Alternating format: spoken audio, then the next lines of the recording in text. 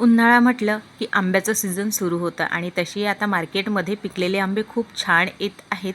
तर आज मी इथे बनवलेली अगदी मऊ लुसलुशीत अशी आंब्याची पुरणपोळी, जी खाताबरोबर मन अगदी तृप्त होतं. आणि आंब्याचं सीझन याच वेळेला असतं, तर ताज्या आंब्यापासून मस्त अशी आपण आंब्याची पुरणपोळी बनवून एकदा तर नक्कीच खायला पाहिजे. तर इथे मी कशी बनवलेली आहे ते समोर व्हिडिओत सांगतेच आहे. त्याआधी तुम्ही जर ही रेसिपी फेसबुकवर बघत असाल तर माझ्या पेजला फॉलो करा आणि यूट्यूबवर बघत असाल तर माझ्या चॅनलला सबस्क्राईब करा. त्याचबरोबर लाईक, शेअर आणि कमेंट नक्की करा आणि व्हिडिओ पूर्ण बघा, कारण स्किप करून बघाल तर तुम्हाला कळणार नाही कुठल्या वेळेला काय घातलेलं आहे, म्हणून स्किप करून बघू नका. हॅलो फ्रेंड्स, मी लतिकाज किचनमध्ये तुमचं स्वागत आहे. इथे बघा मी चण्याची डाळ घेतलेली आहे, 2 वाटी चण्याची डाळ आहे. तर याला मी स्वच्छ अशा 2 पाण्याने धुवून घेते आहे.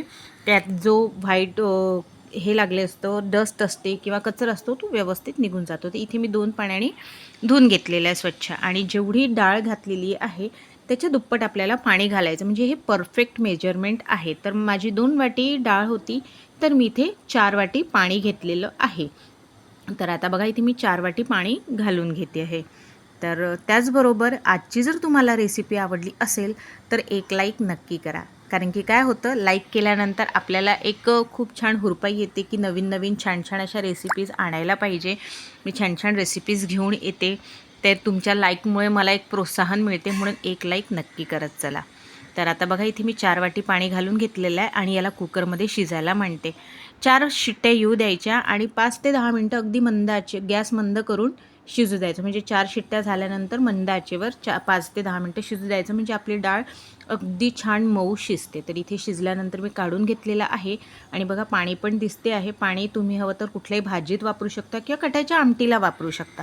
तर आज मी इथे कटाची आमटी नाही बनवत आहे, त्यामुळे मी भाजीत वापरून घेते. आता ते पाणी पूर्ण काढून घेतलं आहे. त्यानंतर याला एका कढईत ट्रान्सफर केलेलं आहे. थोडंसं फास्ट गॅसवर याला फिरून घ्यायचं, म्हणजे थोडं पाणी असेल ते निघून जातं. त्यानंतर आपण यात साखर घालूया. तर साखर जेवढी वाटी आपण चण्याची डाळ घेतली आहे तेवढ्याच वाटी साखर घ्यायची, किंवा त्यापेक्षा थोडी कमी किंवा जास्त घेतली तरी चालेल. तुमच्या आवडीनुसार गोड तुम्ही जेवढं खाता त्यानुसार तुम्ही साखर घाला.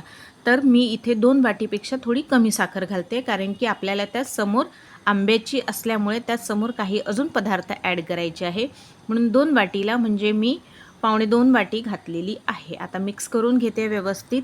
साखर घातल्यानंतर हे सारण आहे ते पातळ होतं, तर याला मी मिक्स करून घेते व्यवस्थित. असं पातळ होणार हे सारण. आपल्याला पूर्ण व्यवस्थित असं पुरण हे शिजवून घ्यायचं आहे. व्यवस्थित याला मिक्स करायचं. इथे मी चण्याची डाळ वाटलेली नाही आहे.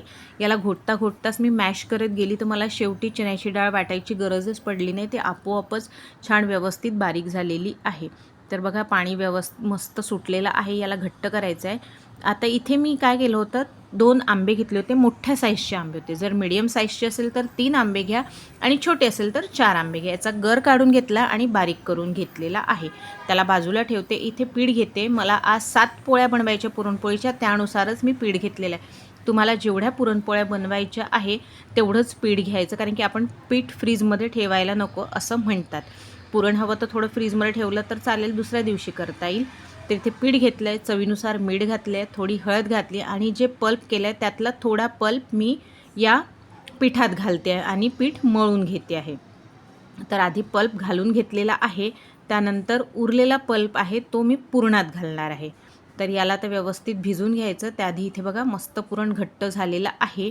तर आता जो पल्प आहे तो पल्प मी आता पुरणात घालणार आहे, कारण की आपण इथे आंब्याची पुरणपोळी बनवत आहे, म्हणून हा पल्प आहे तो मी पुरणात घालून घेते. पूर्ण पल्प घालायचा. घातल्यानंतर भांड्याला थोडा ना थोडा पल्प चिकटून असतो, तर त्यातच थोडंसं पाणी घालून तेच पाणी आपण पीठ मळायला घेऊ शकतो, म्हणजे आंब्याचा जो टेस्ट आहे तो छान येतो, म्हणजे वेस्ट पण काहीच होत नाही. तर इथे बघा आंब्याचा पल्प घातल्यानंतर मी छान व्यवस्थित मिक्स करून घेतलं आहे. याला पण व्यवस्थित घट्ट होऊ द्यायचं, एकदम मस्त घट्ट, आपलं जसं आपण पुरणपोळीला करतो तसं. थोड्याच वेळास लगेच हे घट्ट व्हायला सुरुवात होतं. मिक्स करून घेतलं आहे छान असं. आता मी पीठ मळून घेते. तोवर आपलं हे घट्ट झालेलं पुरण आहे ते पण गार होऊन जातं. तर इकडे पीठ मळायसाठी मी जे मिक्सरच्या पॉटमध्ये मी आंबा वाटलेला होता, आंब्याचा गर वाटलेला होता, त्याच पॉटमध्ये मी थोडंसं पाणी घातलेलं आहे आणि त्याच्याने मस्त असं पीठ मळून घेतलेलं आहे. त्याचबरोबर माझ्या चॅनलवर वेगवेगळ्या नवनवीन रेसिपीज आहे. एंड स्क्रीनलासुद्धा मी छान रेसिपीज दिलेल्या आहे आणि आय बटनलासुद्धा दिलेल्या आहे. तर नक्की व्हिजिट करा आणि तुम्हाला कुठली रेसिपी आवडली ते मला कमेंट नक्की करा. तर बघा इथे मी पीठ मळायला घेतलेलं आहे आणि मिक्सरच्या पॉटमध्ये पाणी टाकून थोडं थोडं मळून घ्यायचं. तर आपलं जसं पुरण घट्ट आहे त्याच हिशोबाने आपलं पीठ पण सेम तसंच असायला पाहिजे. पुरण घट्ट आणि पीठ पातळ असं नको, नाहीतर ते कोपऱ्याकोपऱ्यापर्यंत पुरण व्यवस्थित पसरत नाही. म्हणून शक्यतो कन्सिस्टन्सी दोन्ही याची सारखी असायला हवी. तर इथे मी पीठ मळून घेते आणि 10 मिनटं रेस्ट करायला ठेवून देते. 10 मिनटं रेस्ट केल्यामुळे व्यवस्थित असे पीठ फुलून जातं आणि व्यवस्थित भिजतंसुद्धा. तर 10 मिनटानंतर याला इथे बघा पुरण पण व्यवस्थित घट्ट झालेलं आहे. याला आता मी सराटा रोवला आहे, तर तो हालतही नाही आहे, पडत पण नाही. म्हणजे आपलं पुरण हे अगदी परफेक्ट असं शिजलेलं आहे. तर मी परत एकदा रोवते आहे. बघा त्याला हलवलं तरीही पडत नाही आहे आणि इतक्या वेळ ठेवलं तरीही पडत नाही. म्हणजे आपलं पुरण अगदी परफेक्ट झालेलं आहे. आता याला गॅसवरून मी बाजूला ठेवून देते. गार झालेला आहे. गार झाल्यानंतर मी असे गोळे करून घेतले. मला 7 पुरणपोळ्या करायचे, 7 मी गोळे करून घेतलेले आहे. तुम्हाला तुम्ही ज्या मोठी छोटी जशी पुरणपोळी करता त्यानुसार तुम्ही पुरणाचे गोळे करून घ्यायचे, म्हणजे झटपट अशा पुरणपोळ्या बनतात. आता इथे पिठाला मी थोडं तेल घालून मळून घेते आहे.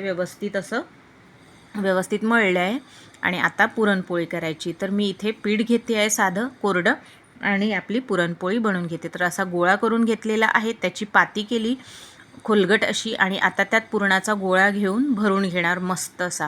म्हणजे आपली पुरणपोळी व्यवस्थित लाटल्या पण जाईल आणि व्यवस्थित बनेलसुद्धा. तर अंगठ्याच्या साहाय्याने पुरण आत दाबायचं आणि वरतून ही पोळी अशी वरती एकत्र करून घ्यायची. तर असं व्यवस्थित वरती करून घ्यायची आणि उरलेली जी एक्स्ट्रा कणिक आहे ती तुम्ही काढून पण घेऊ शकता किंवा मग जर कमी असेल तर तुम्ही त्यात दाबून पण घेऊ शकता. तर अशा प्रकारे मी गोळा भरून घेतलेला आहे. आता पुरणपोळी लाटून घेते आहे. तुम्हाला जशी जाड पातळ हवी आहे तशानुसार तुम्ही ती लाटून घ्या. तर मी इथे पातळ अशी लाटून घेतली आहे. एकदम पातळ पण नाही केली आहे, एकदम जाड पण नाही केलेली आहे. तर आता मी इथे लाटून घेतलेली आहे. आता तव्यावर टाकून व्यवस्थित अशी भाजून घेते. तर इथे तवा गरम झालेला आहे. आता तव्यावर पुरणपोळी टाकून घेते आहे. तुम्ही तूप टाकू शकता, तेलाने भाजू शकता. तर इथे मी तूप वापरलेलं आहे. तुम्ही तुपाऐवजी तेलसुद्धा वापरू शकता, पण तुपाने खूप छान अशी चव येते. आपण आंब्याच्या रसावर सुद्धा तूप टाकून खाल्लं ना तर खूप छान अशी चव येते. तर माझ्या चॅनलवर मी टाकलेल्या एंड स्क्रीनला आंब्याचा रस जो काळा पडणार नाही याची पण रेसिपी टाकलेली आहे, तर नक्की बघा. याला दोन्ही साईडनी व्यवस्थित असं बघा छान व्यवस्थित भाजून घेतलेलं आहे. किती छान कलर आलेला आहे, खूप सुंदर. चवीला तर त्यापेक्षाही सुंदर दिसते. तर अशा मी पूर्ण पुरणपोळ्या करून घेते आहे. बघा व्यवस्थित अशा मस्त अशा झालेल्या आहे, खूप छान अशा लागतात. तर कशी वाटली रेसिपी ते नक्की कळवा. तर भेटूया पुढच्या रेसिपीत. तोपर्यंत बाय.